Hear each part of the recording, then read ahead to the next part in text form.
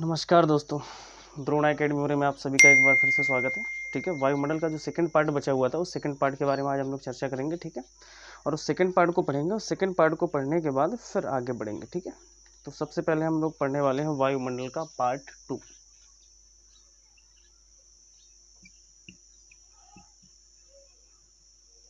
जो वायुमंडल का पार्ट रह गया था उसको यहाँ पे चर्चा कर लेंगे। ठीक है, तो हमने बताया था वायुमंडल में कुल कितनी परतें होती हैं। तो वायुमंडल में कुल 5 परतें होती हैं। ठीक है, हाँ, कुछ ऑफलाइन स्टूडेंट हैं मेरे जो ये सब पढ़ चुके हैं, शायद एक बार, 2 बार, 3 बार। तो मैं एक बात बता दूं आप लोगों को कि ऐसा होता है कि लोग अपने आप को शहंशाह और दूसरे को अनारकली समझना शुरू कर देते हैं और लगता है मुझे तो सब आता है, सब कुछ आता है, आपको पता होगा। खैर छोड़ो, स्ट्रीम में नहीं जाना चाहता, नहीं फिर भी मैं बता दूं आप लोगों को कि किन्हीं किन्हीं को ये लगता है कि शायद मानव इतिहास के 2 ही चरण हैं। एक चरण वो यानी उनके पैदा होने से पहले, और दूसरा चरण पे उनके पैदा होने के बाद। और उनको लगता है कि जब से होमो सेपियंस मानव जाति बनी है तो उनके चरण में पैदा होने से पहले कुछ हुआ ही नहीं, और जो कुछ हुआ उनके पैदा होने के बाद हुआ, और जो कुछ उस समाज में हुआ है, दुनिया में हुआ है, उनका खुद का बड़ा योगदान है। तो खुद को शहंशाह समझना बंद कीजिए। अगर इस गलतफहमी में हैं आप तो कृपया इससे बाहर निकलिए। मेरी आपसे गुजारिश रहेगी, ये रिक्वेस्ट समझ लो, कुछ भी समझ लो। तो ये चीज़ कभी मत आने देना कि मुझे सब आता है। ठीक है, जिस दिन आपके अंदर ये चीज़ आ गई ना कि मुझे सब आता है, समझ लो आप कितने भी नॉलेजेबल हो। बहुत लोगों के कैरियर बनते हो, बहुत लोगों के बिगड़ते देखे हैं मैंने। तो खैर आगे बढ़ते हैं। तो वायुमंडल में हमने बताया था कितनी परतें हैं, तो 5 परतें हैं। और 5 परतें कौन कौन सी हैं वो यहाँ पे देख लेते हैं।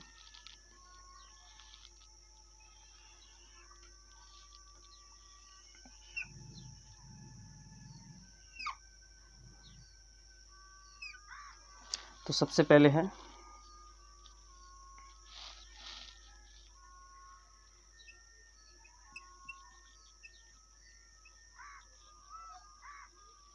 क्षोभ मंडल, इसके बाद है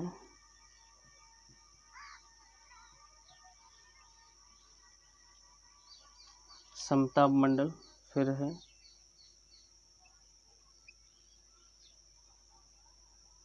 मध्य मंडल, और इसके बाद है आयन मंडल,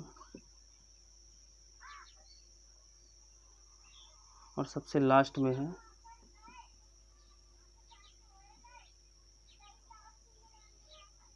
बहिर्मंडल या बाह्य मंडल।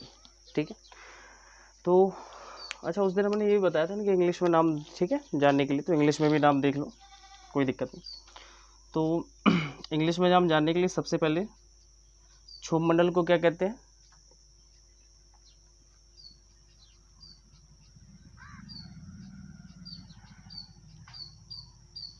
ट्रोपोस्फियर। समता मंडल को क्या कहते हैं?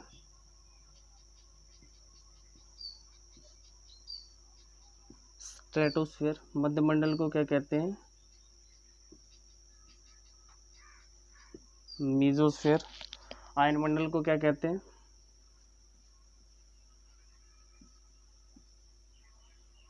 आइनोस्फियर। और बहिर्मंडल को क्या कहते हैं? एक्सोस्फियर। ठीक है, इनकी ऊंचाई भी मैंने बताई थी, अगर दिक्कत हो रही हो तो फिर ऊंचाई दोबारा बता देता हूँ। और जिन लोगों ने, मेरी एक रिक्वेस्ट है आप लोगों से कि जिन लोगों ने पिछला वीडियो नहीं देखा तो कृपया करके उस पिछले वीडियो को देख लें, और इस पार्ट को देखने के बाद आपका वायुमंडल पूरा कंप्लीट हो जाएगा। और कोई भी आप एग्ज़ाम दें, वायुमंडल से कोई क्वेश्चन बाहर नहीं जाएगा, इसकी फुल गारंटी है। ठीक है, और ये कमेंट सेक्शन मेरा बराबर चालू रहेगा। अगर किसी भी एग्ज़ाम से अदर से क्वेश्चन आता है तो आप तुरंत कमेंट करके पूछिएगा सर मेरा ये नहीं फंसा, उस पर हम विचार करेंगे कि भाई ऐसा क्या छूट गया हमसे। ठीक है, तो ये आपको पता होगा 0 किलोमीटर है, और मैंने ये सारी चीज़ें समझा के बताई थी आपको कि ध्रुवों पे इसकी ऊंचाई कितनी है, 8 किलोमीटर है। यहाँ पे मैंने ध्रुवों को दर्शाया है, ध्रुवों पर ऊंचाई। ठीक है, और यहाँ पे हमने बताया था ये 0 किलोमीटर है ना, 18 किलोमीटर तक की हाइट है यहाँ पे। और ये क्या है, यहाँ पे मैंने अक्षांश रेखा, 0 डिग्री या विषुवत रेखा या भूमध्य रेखा को दर्शाया है। यही हमारी विषुवत या भूमध्य रेखा है। भूमध्य रेखा पर ऊंचाई देखनी है। ठीक है, कोई दिक्कत समझने में? वैसे मेरे हिसाब से होनी नहीं चाहिए। विषुवत रेखा पर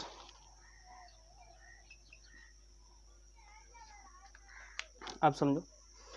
इसके बाद हमने बताया था यहाँ से 50 किलोमीटर की हाइट तक क्या है, समताप मंडल है। इसके बाद यहाँ से 80 किलोमीटर की हाइट तक, 80 किलोमीटर तक क्या है आपका मध्य मंडल। इसके बाद 640 किलोमीटर की ऊंचाई तक आपका आयन मंडल है। और इसके बाद इसकी अंतिम सीमा वैसे आंकना अनिश्चित सा है, लेकिन कुछ विद्वानों का मानना है कि यहाँ की ऊंचाई लगभग 1000 किलोमीटर, या कुछ विद्वान कहते हैं इनफाइनाइट। ठीक है, अब समझो क्वेश्चन कैसे बनना शुरू। तो यहाँ तक तो हम लोग चर्चा कर चुके थे, ये हमने दूसरे वीडियो में दोबारा से इसलिए बना दिया कि आप लोग को थोड़ी प्रैक्टिस में रहे और कुछ नहीं। ठीक है, तो वायुमंडल क्या है, तो हमारी पृथ्वी के चारों ओर गुरुत्वाकर्षण बल के कारण जो गैसों का आवरण पाया जाता है उसे वायुमंडल कहते हैं। वायुमंडल में बहुत सारी विभिन्न प्रकार की गैसें पाई जाती हैं, और उन गैसों में सर्वाधिक प्रतिशत किसका है, वायुमंडल में सर्वाधिक योगदान किस गैस का है, नाइट्रोजन 78%।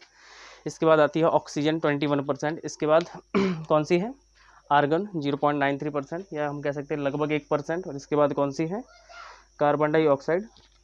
वायुमंडल में पाई जाने वाली ग्रीन हाउस गैस कौन सी है, कार्बन डाइऑक्साइड 0.03%। और इसके बाद हमने बताया था वायुमंडल की सबसे भारी गैस कौन सी है, तो वायुमंडल की सबसे भारी गैस कौन सी हो जाएगी, रेडॉन। और वायुमंडल की सबसे हल्की अक्रिय गैस पूछी है, तो सबसे हल्की अक्रिय गैस कौन सी होगी, हीलियम। सबसे हल्की सक्रिय गैस हाइड्रोजन। ठीक है, तो गैसों को लेकर क्वेश्चन बताए थे। और वायुमंडल में कुल कितनी परतें हैं, 5 परतें हैं। तो सबसे पहले ये हमारा धरातल पे जिस पे हम सभी लोग रहते हैं। ठीक है, तो ये आपसे पूछा जाए कि पेड़ पौधे, ठीक है, मानव सब कहाँ पे रहते हैं, तो सभी के सभी कहाँ रहते हैं, क्षोभ मंडल में। तो ये हमारी पृथ्वी की वह सीमा है जिस पे हम सभी लोग रहते हैं, और इसके तो इस मंडल को हम लोग क्या कहते हैं, क्षोभ मंडल। तो हम सभी लोग किस मंडल में रहते हैं, क्षोभ मंडल में। इसके ऊपर क्या है, समताप मंडल, मध्य मंडल, आयन मंडल और बहिर्मंडल। ठीक है, तो इतना सभी का क्लियर है। अब समझो, आपसे अगर पूछा जाए कि बताओ पेड़ पौधे, वन, मानव जीवन, ये सब किस पे पाया जाता है, या आपसे पूछा है कि बताओ पेड़ पौधे मानव सभी किस पे पाए जाते हैं, पर्वत पहाड़ पठार नदियाँ झील झरने, ये सब कहाँ पाए जाते हैं, तो आपका आंसर सदैव क्या होगा, क्षोभ मंडल पे। आपसे पूछा है कि बताओ नदियाँ कहाँ बहती हैं, क्षोभ मंडल में। इसके बाद बादल कहाँ बनते हैं, क्षोभ मंडल में। वर्षा कहाँ होती है, क्षोभ मंडल में। ठीक है, बिजली कहाँ चमकती है, क्षोभ मंडल में। बादल कहाँ बनते हैं, क्षोभ मंडल में। वर्षा कहाँ होती है। तो विभिन्न प्रकार के जितने भी मौसम संबंधी, हम एक एक को नहीं कहेंगे कि भूकंप कहाँ आते हैं, बाढ़ कहाँ आती है, पानी कहाँ बरसता है, बादल कहाँ बनते हैं, बिजली कहाँ चमकती है, तो इन सब को हम सीधा एक संबंध या एक क्वेश्चन कह दें कि बताओ सभी मौसम संबंधी घटनाएं कहाँ होती हैं, तो आपका आंसर सदैव कहाँ पहुँचेगा, तो जितनी भी मौसम संबंधी घटनाएं हैं वो सभी की सभी कहाँ होती हैं, तो सभी मौसम संबंधी घटनाएं कहाँ होती हैं, क्षोभ मंडल। ठीक है, हम सभी लोग कहाँ रहते हैं, क्षोभ मंडल में। मानव जीवन कहाँ संभव है, क्षोभ मंडल में। ठीक है, इसके बाद क्वेश्चन बनता है कि समझो वायुमंडल में बहुत सारी गैसें हैं, गैसों का समूह ही वायुमंडल है जो हमारी पृथ्वी के चारों गुरुत्वाकर्षण बल के कारण घिरे हुए। तो बहुत सारी उसमें गैसें पाई जाती हैं, जैसे अब समझो जितनी भी हल्की गैसें होंगी वो ऊपर की ओर उठेंगी, और जितनी भारी गैसें होंगी वो कहाँ की ओर जाएंगी, नीचे की ओर। तो समझो जैसे वायुमंडल में सबसे भारी गैस कौन सी है, तो सीधा आपका आंसर आएगा रेडॉन। अगली ऐसी भारी गैस जो वायुमंडल में सबसे ज़्यादा पाई जाती है, बदल के क्वेश्चन पूछा जाए तो आपका आंसर क्या हो जाएगा, कार्बन डाइऑक्साइड, CO2। ठीक है, कोई दिक्कत समझने। तो जब भी आपसे पूछा जाए कि बताओ हमारे वायुमंडल में ऐसी भारी गैस जो कि सर्वाधिक पाई जाती है वो कौन सी है, तो आपका आंसर होगा कार्बन डाइऑक्साइड। और भारी गैसें जितनी भी होती हैं वो सदैव कहाँ की ओर झुकती हैं, नीचे की ओर झुकती है। ठीक है, तो हमारी जो सबसे निचली सतह यानी क्षोभ मंडल है, इसकी निचली सीमा पे सर्वाधिक मात्रा काय की पाई जाएगी, तो आपका आंसर क्या होगा, कार्बन डाइऑक्साइड। आपको पता होगा जब भारी गैस है तो नीचे की ओर बैठेगी। ठीक है, अब समझो जैसे ये पेड़ पर्वत पहाड़ हैं,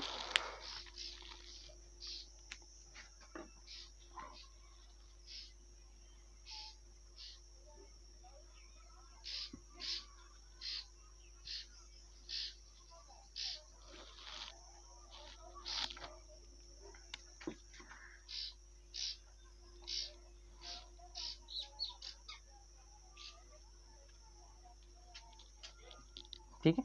तो ये हमारे पहाड़ पर्वत, ठीक है। अब आपने देखा होगा पर्वतों पे एक हिम रेखा हो जाती है या बर्फ़ का जमना शुरू होता है। कभी भी पर्वतों के निचले भाग पे बर्फ़ नहीं जमती, बस पर्वतों के ऊपरी भाग पे बर्फ़ जमती है। उसका मुख्य कारण क्या है? उसका मुख्य कारण क्या है? आप लोग जानते हैं, कार्बन डाइऑक्साइड को ग्रीन हाउस गैस कहा जाता है। और ये भी जानते होंगे कि क्यों कहा जाता है।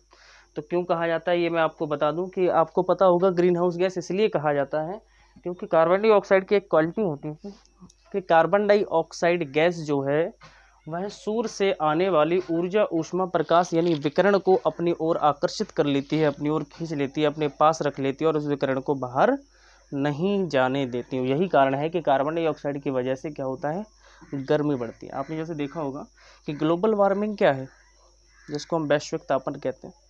जब पेड़ों की लगातार कटाई हो रही है तो मानव कार्बन डाइऑक्साइड गैस छोड़ता है, ऑक्सीजन लेता है। पेड़ क्या होते हैं, ऑक्सीजन गैस को छोड़ते हैं और कार्बन डाइऑक्साइड ग्रहण करते हैं। मानव और पेड़ के बीच में यही संबंध है कि मानव ऑक्सीजन छोड़ता है और मानव ऑक्सीजन ग्रहण करता है, पेड़ ऑक्सीजन छोड़ते हैं। तो यहाँ से पेड़ ने ऑक्सीजन छोड़ा, मानव ने ग्रहण कर लिया, ठीक है। और मानव कार्बन डाइऑक्साइड छोड़ देता है, उसको पेड़ ग्रहण करते हैं। तो इसलिए क्या है, मानव और पेड़ों का जो संबंध है वो बराबर पे बैलेंस में रहना चाहिए। लेकिन आपको पता होगा कि लगातार जनसंख्या के बढ़ने से तो मानव की संख्या बढ़ रही है, लेकिन पेड़ों को हम लगातार काटते जा रहे हैं औद्योगिकरण के कारण, तो पेड़ों की संख्या घट रही है, तो दुगनी गति से घट रही है। आप लोग समझ रहे हैं, मानव की संख्या अधिक हुई तो कार्बन डाइऑक्साइड का ज़्यादा उत्सर्जन हो रहा है ना। जितने लोग दुनिया में ज़्यादा होंगे, सांस लेंगे, तो कार्बन डाइऑक्साइड उतना ही ज़्यादा उत्सर्जित होगा। तो जब कार्बन डाइऑक्साइड ज़्यादा निकलेगा और उनको ग्रहण करने वाले होते हैं पेड़ पौधे, उनको हम काटते जा रहे हैं, तो क्या होगा, कार्बन डाइऑक्साइड की मात्रा हमारे धरातल पे बढ़ जाएगी ना। जब धरातल पे कार्बन डाइऑक्साइड की मात्रा बढ़ेगी तो सूर्य से जो प्रकाश आता है, लघु विकिरण आता है, तो वो कार्बन डाइऑक्साइड की वजह से क्या होगा, यहीं पर रुक जाएगा, नीचे रह जाएगा। और जब नीचे रह जाएगा तो जाहिर सी बात है यहाँ का तापमान बढ़ेगा, ठीक है। जब तापमान बढ़ेगा तो समझो क्या होता है कि जब कार्बन डाइऑक्साइड मात्रा है, कार्बन डाइऑक्साइड गैस है, जब ये नीचे की ओर बैठती है, भारी गैस है, क्योंकि जब ऊपर की ओर जाएंगे तो कार्बन डाइऑक्साइड की मात्रा में कमी होती चली जाएगी, क्योंकि भारी गैस है नीचे बैठेगी इस वजह से। तो यही कारण है कि लगभग 4.5 किलोमीटर के आसपास, 4.5 किलोमीटर के आसपास क्या होता है, पर्वतों पर बर्फ़ जमने लगती है। 4.5 किलोमीटर के नीचे किसी पर्वतों पर बर्फ़ जमी हुई नहीं मिलेगी आपको, ठीक है। रेयर कंडीशन में एक आध बता नहीं सकते, वरना पर्वतों पे जो बर्फ़ का जमना एक औसत हिमरेखा होती है वो 4.5 किलोमीटर पे होती है। और 4.5 किलोमीटर से क्या होता है, बर्फ़ का जमना शुरू हो जाता है और उसके ऊपर ही बर्फ़ जमती है, ठीक है। लेकिन जब कार्बन डाइऑक्साइड की मात्रा, आप सोच के देखो, वैश्विक तापन की वजह से जब कार्बन डाइऑक्साइड की मात्रा यहाँ पे बढ़ेगी तो कार्बन डाइऑक्साइड ऊपर की ओर बढ़ेगी ना, जब भारी गैस है ना इस वजह से। तो जब ऊपर की ओर बढ़ेगी कार्बन डाइऑक्साइड, ऐसे आप लोग शायद ना समझ पा रहे हो या समझ भी पा रहे हो, तो मुझे पता नहीं ऐसा क्यों लग रहा है कि आप लोग बेहतर नहीं समझ पा रहे हैं। यहाँ पे थोड़ा सा एक ग्राफ बना के देख लेते हैं। ये पर्वत है, ठीक है, इस प्रकार से। और हमने बताया था कार्बन डाइऑक्साइड एक भारी गैस है, CO2, ठीक है। जब कार्बन डाइऑक्साइड एक भारी गैस है तो यह गैस नीचे की ओर बैठेगी। मान लो ये यहाँ तक जमी हुई है कार्बन डाइऑक्साइड, ठीक है, यहाँ तक। तो कार्बन डाइऑक्साइड क्या करता है कि जब सूर्य से आने वाला जो प्रकाश होता है उसको अवशोषित कर लेता है, अपने अंदर समाहित कर लेता है, तो यहाँ पे गर्मी रहेगी। और इसके ऊपर जैसे ही बढ़ेंगे तो कार्बन डाइऑक्साइड नहीं होगी, तो इस वजह से क्या होगा, यहाँ पे सर्दी होगी, या हम कह सकते हैं ठंडक रहेगी। यही कारण है कि यहाँ के पर्वतों के ऊपरी भाग पे क्या होता है, बर्फ़ जमती है। और पर्वतों के ऊपर जमे हुए बर्फ़ों को ही हम लोग कहते हैं ग्लेशियर। क्या कहते हैं, ग्लेशियर, ठीक है। और पर्वतों पे बर्फ़ का जमना कहाँ से शुरू होता है, तो यहाँ से एक पट्टी सी बन जाती है, और इसी पट्टी, ये पट्टी कितने पे होती है, 4.5 किलोमीटर, और इसी को हम लोग कहते हैं हिमरेखा, ठीक है। जब हमने बताया था कि मानव की जनसंख्या बढ़ने से और पेड़ों की संख्या कम होने से जब मानव अधिक कार्बन डाइऑक्साइड का उत्सर्जन करेगा, अधिक कार्बन डाइऑक्साइड छोड़ेगा, तो ये जो हमारी कार्बन डाइऑक्साइड की मात्रा है ये बढ़ जाएगी, इसका एरिया बढ़ेगा। जब ये बढ़ेगा तो ये ऊपर की ओर बढ़ेगा, तो ये यहाँ पे जो बर्फ़ जमी हुई है ये वाली, तो बर्फ़ का पिघलना शुरू होगा। जब बर्फ़ का पिघलना शुरू होगा तो वही पानी नदियों में बढ़ जाता है, तो उसी से क्या होता है, बाढ़ आती है। मान लो क्या हो कि ग्लेशियर का कोई एक बड़ा सा टुकड़ा इतना टूट जाए, बर्फ़ का टुकड़ा है वो तो टूट सकता है, कोई बड़ी बात नहीं। और टूटने के बाद बर्फ़ का टुकड़ा जब ये टूट जाएगा, और टूटने के बाद क्या हो कि मानव की बस्ती की तरफ आ जाए, जहाँ पे लोग रहते हो, किसी देश की साइड चला जाए खिसक के, उसको हम क्या कहते हैं, भूस्खलन, ठीक है। मान लो किसी प्रकार से यहाँ से हट भी जाए और समुद्र की ओर चली जाए, क्योंकि ये भारत है, एक अलग देश है। कहो हनुमान जी की अगरबत्ती लगा दें लोग, हनुमान जी को पूजा करते हैं, हनुमान जी इधर ना आए, तो मान लो हनुमान जी उसको पेड़ समुद्र की तरफ खिसका भी दें, तो समुद्र की तरफ अगर चला जाएगा तो जब समुद्र में गिरेगा एक विशाल बर्फ़ का टुकड़ा, तो एक विशाल लहर बनेगी, और इसी लहर को हम लोग कहते हैं सुनामी, क्योंकि समुद्र के किनारे के जितने भी देश होंगे वो बह जाएंगे। तो आप लोग देख रहे हैं बाढ़, भूस्खलन, सुनामी, तो ये सभी के सभी प्राकृतिक आपदाएं हैं, और मानव ने आज तक कोई ऐसा यंत्र नहीं बना पाया जिसके माध्यम से हम सभी लोग किसी भी प्राकृतिक आपदा को कंट्रोल कर पाएँ। क्या कोई ऐसी मशीन है जो बाढ़ को कंट्रोल कर सके? क्या कोई ऐसी मशीन है जो भूस्खलन को हटा सके? नहीं कर सकती। हम केवल अपना बचाव कर सकते हैं प्राकृतिक आपदा आने से पहले। तो इसी वजह से क्या है कि देखा ये गया कि या तो मानव की संख्या कम करो, जनसंख्या नियंत्रण करो, बहुत सारी योजनाएं चलाई थी, इंदिरा गांधी नसबंदी योजना, हम दो हमारे दो, विभिन्न प्रकार की अलग अलग चीज़ें हैं, ठीक है। तो जिसके माध्यम से कहा गया कि अब हम लोग पर्यावरण पे ध्यान क्यों देने लगे? पर्यावरण पे इसीलिए अब हम लोग ध्यान देने लगे, उसका मुख्य कारण ये है क्योंकि हम जानने लगे कि अब दिक्कतें डायरेक्ट हम पे आ रही हैं। बेमौसम बरसात होती है, अनचाही गर्मी पड़ती है, बहुत ज़्यादा सर्दी पड़ती है, फसलों में वो माहौल नहीं रहा। तो जब प्रकृति से हम छेड़छाड़ करेंगे तो प्रकृति से वो परिणाम हमें मिलेगा, ठीक है। तो लेकिन हम अब वायुमंडल की बात कर रहे थे, हाँ हम ये इन्वायरमेंट में ये सारी बात करेंगे, पर्यावरण एवं पारिस्थितिकी, इन्वायरमेंट एंड इकोलॉजी जब पढ़ेंगे तो उसमें सारी मौसम और मानसून संबंधी बातें होंगी, ठीक है। तो कहने का मतलब ये था कि क्षोभ मंडल से आपके क्वेश्चन किस प्रकार से बनेंगे। तो आपसे क्वेश्चन आएगा कि बताओ क्षोभ मंडल में सर्वाधिक किस गैस की मात्रा पाई जाती है? कार्बन डाइऑक्साइड की, ठीक है। तो पर्वतों पे हिम रेखा कितने किलोमीटर पे होती है? तो 4.5 किलोमीटर या 4.5 किलोमीटर। क्या हम इसको 4500 मीटर कह सकते हैं? बिल्कुल कह सकते हैं, क्योंकि 1 किलोमीटर में 1000 मीटर होते हैं, तो 4.5 किलोमीटर में 4500 मीटर हो जाएंगे, नो प्रॉब्लम। इसके बाद आएगा कि बताओ सभी मौसम संबंधी घटनाएं, जैसे बाढ़ का आना, बिजली का चमकना, बादलों का बनना, मौसम संबंधी घटनाएं, हम कह सकते हैं कि जितनी भी मानव जीवन, पेड़ पौधे, सभी मौसम संबंधी घटनाएं कहाँ घटित होती हैं? तो आप लोग क्या कहेंगे, कहाँ घटित होती हैं? तो क्षोभ मंडल में घटित होती हैं। हम सभी लोग कहाँ रहते हैं? क्षोभ मंडल में। सभी जीव जंतु कहाँ रहते हैं? क्षोभ मंडल में, ठीक है। अगली बात ये आती है कि जब हम क्षोभ मंडल में ऊंचाई की ओर बढ़ेंगे तो इसका तापमान घटेगा कि बढ़ेगा? क्वेश्चन बहुत आता है कि बताओ क्षोभ मंडल में ऊंचाई बढ़ने के साथ तापमान पे क्या प्रभाव पड़ेगा? तो आप लोग जान रहे थे कि कार्बन डाइऑक्साइड मात्रा के कारण नीचे गर्मी थी, जब ऊपर की ओर बढ़ रहे हैं तो तापमान ठंडा हो रहा है। तो हम क्या कहेंगे? क्षोभ मंडल में ऊंचाई बढ़ने के साथ तापमान घटता है। अब किस स्तर से घटता है समझो, ऐसा क्वेश्चन आ चुका है। तो जब भी पूछा जाए कि क्षोभ मंडल में किस दर से तापमान घटता है, तो प्रत्येक 1 किलोमीटर पे -6.5 डिग्री सेल्सियस टेम्परेचर माइनस हो जाता है, ठीक है। एक बार क्वेश्चन आ गया था कि बताओ -1 डिग्री सेल्सियस टेम्परेचर करने के लिए हमें कितना दूरी तय करनी पड़ेगी, यानी कि 1 डिग्री तापमान गिराने के लिए हमें क्षोभ मंडल में कितनी ऊंचाई तय करनी पड़ेगी? तो आपका आंसर क्या हो जाएगा? 165 मीटर, ठीक है। तो कोई दिक्कत नहीं होनी चाहिए हमारे हिसाब से, सारी बातें क्लियर है सभी की। तो क्षोभ मंडल से आपके इतने ही क्वेश्चन बनेंगे, वो आपकी कंप्लीट होगी बात। अब बात आती है समताप मंडल की। तो समताप मंडल में क्या है समझो, कोई भी मौसम संबंधी घटना नहीं होती। जब कोई भी मौसम संबंधी घटना नहीं होगी समताप मंडल में, तो आप लोग जानते हैं तो यहाँ का मौसम साफ रहेगा। यही कारण है कि यहाँ पर वायुयान उड़ाए जाते हैं, हवाई जहाज़ जिसको हम लोग कहते हैं। तो क्वेश्चन सबसे पहला बनता है कि वायुयान या हवाई जहाज़ कहाँ उड़ाए जाते हैं? तो समताप मंडल में, ठीक है। अगली बात क्या है समझो, यहाँ पे एक परत पाई जाती है समताप मंडल में, 12 किलोमीटर से 35 किलोमीटर की ऊंचाई तक है ये, ठीक है। इसको हम लोग कहते हैं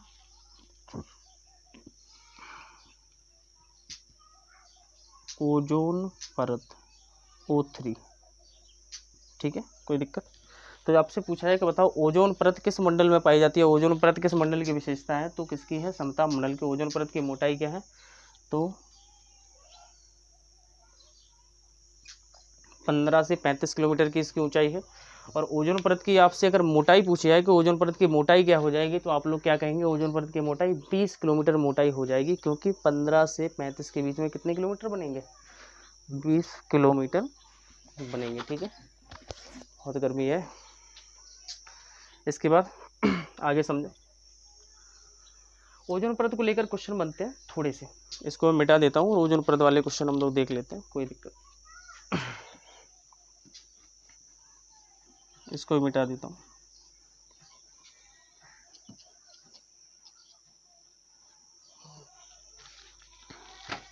अगर हम लोग बात करें ओजोन परत की, देख लो यहाँ पे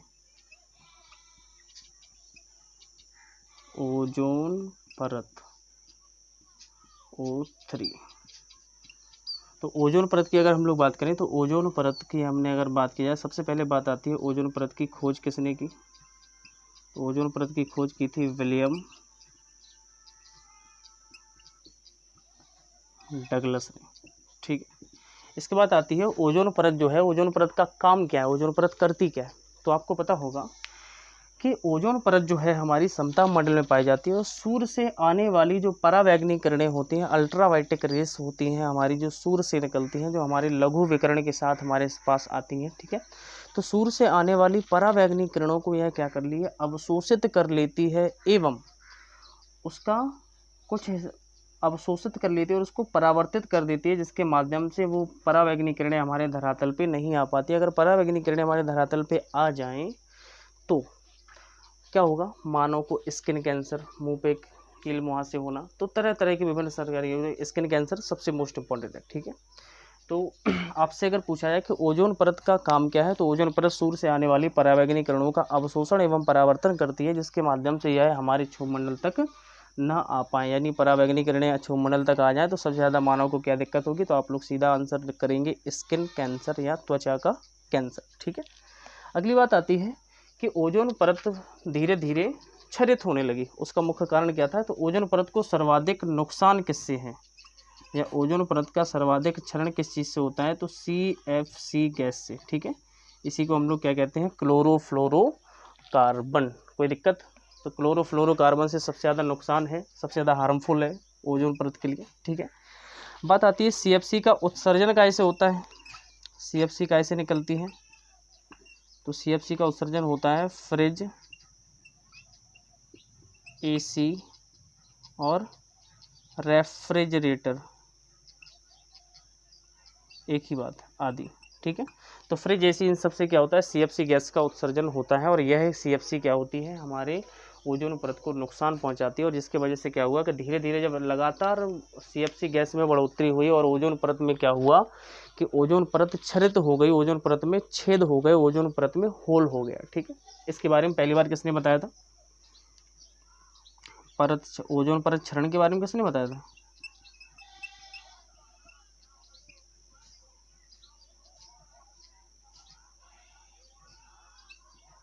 तो ओजोन परत क्षरण के बारे में पहली बार बताया था गार्डिनर एवं फोरमैन ने, गार्डिनर एवं फोरमैन नाम के दो विद्वान थे। इन्होंने पहली बार ये बताया कि हमारे ओजोन परत में क्या है, ओजोन परत में छेद हो गए। कब बताया था, 1985 के आसपास बताया था, ठीक है, कोई दिक्कत नहीं।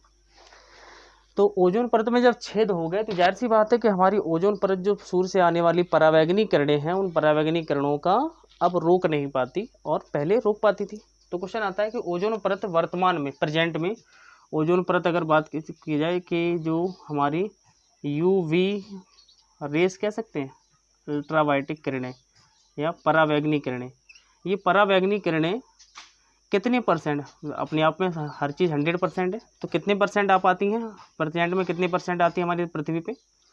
तो वर्तमान में परावैंगनी किरणें 93% परावर्तित हो जाती हैं, यानी ओजोन परत 93% इसका रिफ्लेक्शन कर देती है और 7% आज भी हमारे धरातल पर आती हैं।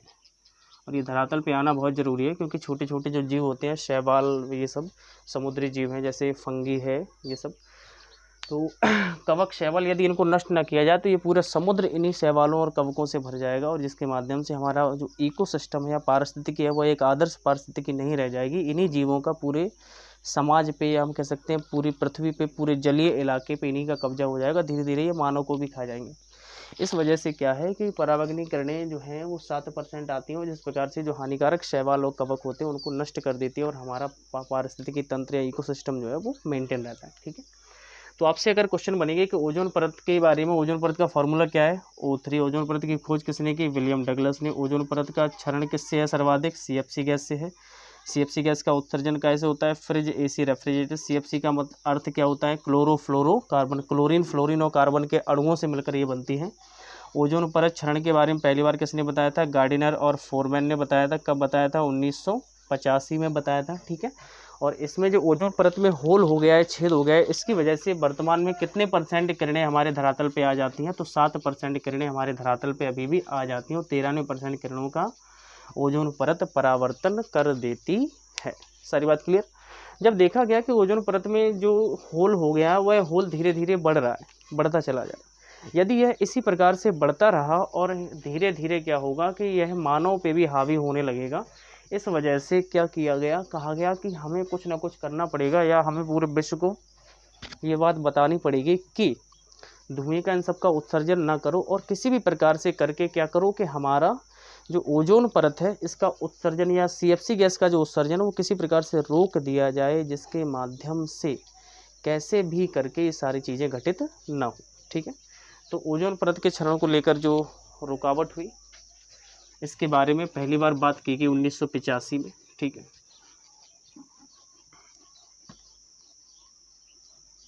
कब की गई समझो। क्या हुआ कि पर्यावरण को लेकर जब सारी बातें चल रही थी तो 1985 में एक सम्मेलन हुआ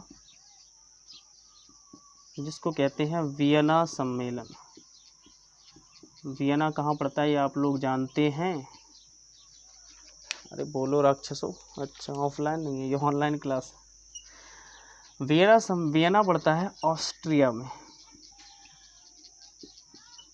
ठीक है। ऑस्ट्रिया यूरोप की एक कंट्री है। तो ऑस्ट्रिया में 1985 में वियना सम्मेलन हुआ। इसमें पहली बार ओजोन परत के संरक्षण की बात की जाएगी, ठीक है। काय की बात की गई, ओजोन संरक्षण की बात की गई और कहा गया कि हम पूरे विश्व को इस बात से आगाह कराएंगे, ठीक है। तो कह सकते हैं ओजोन परत को बचाने का सर्वप्रथम प्रयास कब किया गया, तो 1985 में। कौन से सम्मेलन के तहत, वियना सम्मेलन के तहत। और वियना कहाँ पड़ता है, ऑस्ट्रिया, ऑस्ट्रिया की राजधानी है, ठीक है। इसके बाद क्या हुआ कि मूल रूप से पहली बार सन 1987 में एक सम्मेलन हुआ जिसको हम लोग कहते हैं मॉन्ट्रियल सम्मेलन।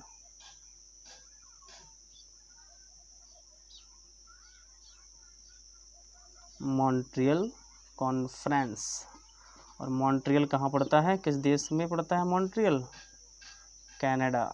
कनाडा उत्तरी अमेरिका का एक देश है और आपको पता होगा कि कनाडा विश्व का सबसे बड़ा या सबसे लंबी तटरेखा वाला देश है पूरे विश्व का। और भारत का राज्य कौन सा है, गुजरात है, ठीक है। तो हम क्या जानेंगे कि कनाडा का एक शहर है मॉन्ट्रियल, यहाँ पे सन 1987 में एक सम्मेलन हुआ जिसको हम लोग कहते हैं मॉन्ट्रियल सम्मेलन। ये सम्मेलन हुआ था 16 सितंबर सन 1987 को। इस वजह से हम लोग 16 सितंबर को किस रूप में मनाते हैं, ओजोन परत दिवस के रूप में मनाते हैं। ओजोन परत दिवस या ओजोन दिवस के रूप में मनाते हैं, ठीक है। तो क्वेश्चन आता है ओजोन दिवस कब मनाया जाता है, 16 सितंबर को। और ओजोन परत दिवस को मनाने की शुरुआत कब की गई, तो सन 1987 में की गई। ओजोन दिवस 16 सितंबर को मनाया जाता है और ये किस सम्मेलन का परिणाम था, तो मॉन्ट्रियल सम्मेलन का परिणाम था। ओजोन परत से दो क्वेश्चन और बनेंगे कि ओजोन परत का सर्वाधिक क्षरण कहाँ हुआ, ठीक है। तो समझो थोड़ा, ये हमारी पृथ्वी है, पृथ्वी पे दो ध्रुव हैं, उत्तरी ध्रुव और दक्षिण ध्रुव, ठीक है। तो उत्तरी ध्रुव और दक्षिण ध्रुव आप ये सभी लोग जानते हैं, कल हमने इस पर चर्चा की थी दूसरे पहले वाले वीडियो में। जिनका पहला वीडियो नहीं देखा वो प्लीज़ करके देख लें, तो सारी चीज़ें क्लियर होंगी आपको। इसके बाद आपको पता होगा कि ये हमारी कौन सी रेखा है, भूमध्य रेखा है। और यहाँ पे क्या पड़ता है, उत्तरी अमेरिका, दक्षिणी America, Africa, Europe, Asia. Europe और एशिया आपस में जुड़े हुए हैं इसलिए इनको एक साथ कह देते हैं हम लोग यूरेशिया, ठीक है। यहाँ पे इस प्रकार से पड़ता है ऑस्ट्रेलिया, यहाँ पे तस्मानिया है आपका, यहाँ पे न्यू पापुआ द्वीप है, यहाँ पे न्यूजीलैंड है, ठीक है। और ये पड़ता है आपका कौन सा महाद्वीप, जिसको हम लोग कहते हैं अंटार्कटिका। क्या कहते हैं, अंटार्कटिका। आपको पता होगा कि विज्ञान के लिए समर्पित महाद्वीप भी कहा जाता है इसको, क्योंकि इस पर कोई भी मानव नहीं रहता, बस वैज्ञानिक वगैरह रहते हैं और ये पूरा विज्ञान के लिए समर्पित है, खोजें वगैरह करते रहते हैं, ठीक है। तो विज्ञान के लिए समर्पित महाद्वीप, बर्फ़ का बना हुआ महाद्वीप, या ऐसा कौन सा महाद्वीप है जिसे महासागर के रूप में भी पढ़ा जाता है, तो वो कौन सा है, अंटार्कटिका। और आगे चल के हम लोग चर्चा करेंगे, जब महाद्वीप और महासागर पढ़ेंगे तो हम उसको बहुत डिटेल में पढ़ेंगे, ठीक है। अगली बात आती है कि ओजोन परत का सर्वाधिक क्षरण कहाँ हुआ है। तो ओजोन परत का सर्वाधिक क्षरण हुआ है यहाँ पे अंटार्कटिका पे। ठीक है, आपको पता होगा कि यूपी टेट ने एक क्वेश्चन पूछा था कि ओजोन परत का सर्वाधिक क्षरण कहाँ हुआ है। ऑप्शन में दिया था कि दक्षिणी ध्रुव, भूमध्य रेखा, उत्तरी ध्रुव और मकर रेखा। तो आपका आंसर क्या होगा? क्या उत्तरी ध्रुव? नहीं होगा। कर्क रेखा? नहीं होगा। भूमध्य रेखा? नहीं होगा। तो ये कहाँ पे पड़ता है? लास्ट में दक्षिणी ध्रुव। तो दक्षिणी ध्रुव भी उसमें आंसर भी था। तो आप लोग थोड़ा सा मैं चित्र इसलिए बना दिया कि आप लोग बेहतर समझ पाए। तो यहाँ पे सर्वाधिक क्षरण हुआ है किसका? ओजोन परत का। तो ओजोन परत का सर्वाधिक क्षरण कहाँ हुआ है? अंटार्कटिका में। अंटार्कटिका कहाँ पड़ता है? एक महाद्वीप है जो कि कहाँ पड़ता है? दक्षिणी ध्रुव पर पड़ता है। अब एक चीज़ और समझो जो बहुत महत्वपूर्ण है। आपको मैंने अभी बताया कि अंटार्कटिका में कोई भी मानव नहीं रहता। अंटार्कटिका में मानव है ही नहीं। जब अंटार्कटिका में मानव नहीं है तो क्या ओजोन परत का जो क्षरण होगा उसकी जानकारी इसको मिलेगी? या वहाँ जो ओजोन परत होती है तो स्किन कैंसर किसको होगा? मानव को। जब यहाँ पे मानव नहीं रहता तो स्किन कैंसर किसको होगा? तो उसी के बगल में क्या लगा हुआ है? ऑस्ट्रेलिया। आपसे पूछा जाएगा ओजोन परत का सर्वाधिक क्षरण कहाँ हुआ है? सर्वाधिक क्षरण तो अंटार्कटिका में। अंटार्कटिका कहाँ पड़ता है? दक्षिणी ध्रुव में। लेकिन आपसे अगर पूछा जाए कि ओजोन परत क्षरण के सर्वाधिक प्रभाव कहाँ देखे जाते हैं, ओजोन परत क्षरण के सर्वाधिक केस कहाँ देखे जाते हैं, सर्वाधिक उसके प्रभाव कहाँ देखे जाते हैं, तो आपका आंसर सदैव ऑस्ट्रेलिया होगा। No doubt, Australia. बात क्लियर हुई? ओजोन परत क्षरण सर्वाधिक, अगर बात की जाए कि ओजोन परत के प्रभाव सर्वाधिक कहाँ देखे जाते हैं तो ऑस्ट्रेलिया में देखे जाते हैं। कोई समस्या? ठीक है, अब समझो नेक्स्ट। मध्य मंडल की बात की जाए तो मध्य मंडल का जो ऊपरी परत है यहाँ का तापमान पहुँच जाता है -100 डिग्री सेल्सियस। या हम सबसे कह सकते हैं हमारी वायुमंडल की सबसे ठंडी परत कौन सी है? तो सबसे ठंडी परत कौन सी हो जाएगी? हमारी मध्य मंडल। इसके बाद अगर बात की जाए कि उल्का पिंड, जो उल्का पिंड होते हैं ना, उल्का पिंड क्या होती है मैं बता चुका हूँ एक क्लास में। ये दोबारा जब हम वायुमंडल पढ़ेंगे तो इसको दोबारा से बताने की, वीडियो बहुत लंबा हो रहा है इस वजह से। ठीक है, तो उल्का संबंधी घटनाएं, जब भी आपसे पूछा उल्का संबंधी घटनाएं कहाँ होती हैं या उल्का पिंड कहाँ, या इन्हीं को कहते हैं हम टूटता हुआ तारा। टूटते हुए तारे की घटनाएं कहाँ होती हैं? तो आपका आंसर भी क्या हो जाएगा? कहाँ होता है? मध्य मंडल में। मध्य मंडल से और कोई क्वेश्चन नहीं बनता। ये दो मंडल थोड़े से इंपॉर्टेंट है, इन दो मंडलों से ज़्यादा क्वेश्चन बनते हैं। ठीक है, बाकी इन सबसे थोड़े थोड़े दो क्वेश्चन। ठीक है, अगली चीज़, तो मध्य मंडल से दो ही क्वेश्चन बनेंगे। मध्य मंडल की ऊपरी परत का तापमान -100 डिग्री सेल्सियस, यह है हमारे वायुमंडल की सबसे ठंडी परत है। और उल्का संबंधी घटनाएं कहाँ घटित होती हैं? टूटते हुए तारे की घटनाएं कहाँ घटित होती हैं? मध्य मंडल में। ठीक है, आयन मंडल में क्या है? इस प्रकार से आयनिक कण पाए जाते हैं। तो यहाँ से 3 क्वेश्चन बनेंगे। सबसे पहला, आयनिक या आवेशित गुण या आवेशित कण किस मंडल में पाए जाते हैं? तो आयन मंडल में। कोई दिक्कत है? नो दिक्कत। अगली बात आती है अरोरा की घटना कहाँ घटित होती है? तो अरोरा की घटना कहाँ घटित हो जाएगी आपकी? तो आप लोग जानते हैं अरोरा की घटना कहाँ घटित होती है? आयन मंडल में। अरोरा की घटना होती क्या है, इस पर आप लोग पूछ रहे होंगे।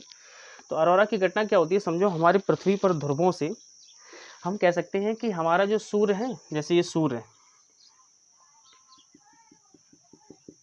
ठीक है, सूर्य, तो सूर्य में क्या है? इस प्रकार से सौर ज्वालाएं उठती हैं। ठीक है,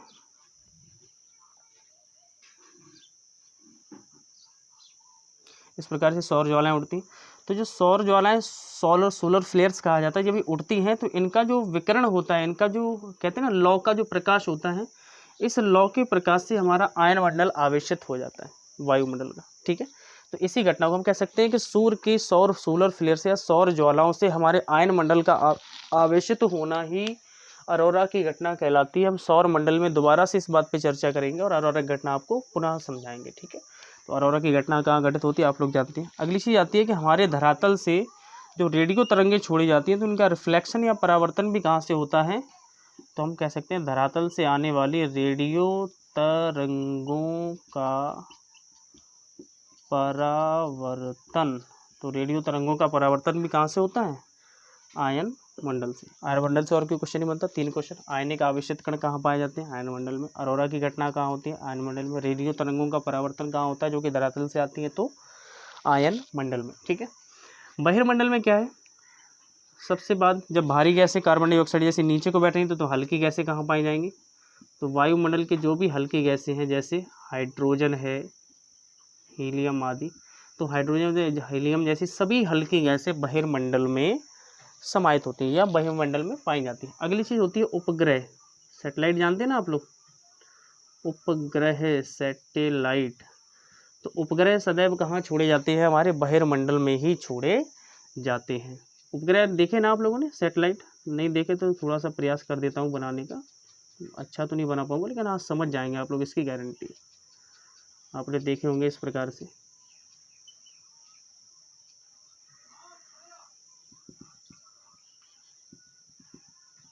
ठीक है, इस प्रकार से होते हैं ना उपग्रह, सैटेलाइट। तो जितने भी ये उपग्रह होते हैं, ये उपग्रह संबंधी घटनाएं सभी कहाँ घटित होती हैं? तो आप लोग क्या कहेंगे, कहाँ घटित होती हैं? वायुमंडल में। ठीक है, तो आज के लिए इतना ही। वीडियो काफ़ी लंबा हो गया, 36-37 मिनट का हो गया। ठीक है, तो नमस्कार। चैनल को जो नए हैं वो सब्सक्राइब कर लें, बाकी कमेंट करो, लाइक करो वीडियो को। ठीक है, और डेली आपको वीडियो मिलते रहेंगे, आप निश्चिंत रहें। अगली क्लास हम साइकोलॉजी की लेकर आएंगे। ठीक है, तब तक के लिए शुक्रिया।